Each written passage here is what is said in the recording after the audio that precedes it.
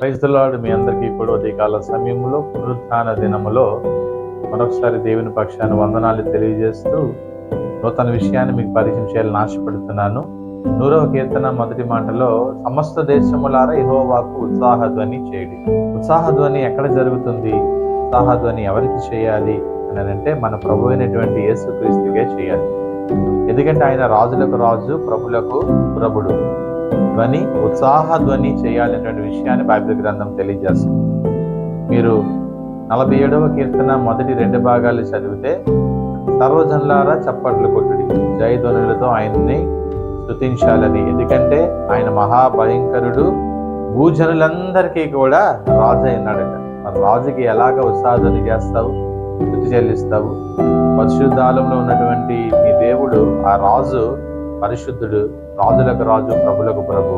ఆయన ఉత్సాహధ్వని చేస్తూ మందిరంలోను ప్రవేశించి దేవుని మేలులు మీరందరూ పొందుటకు పరిశుద్ధాత్మ దేవుడు మనందరికీ సహాయం చేయనుగాక. ఆమేన్.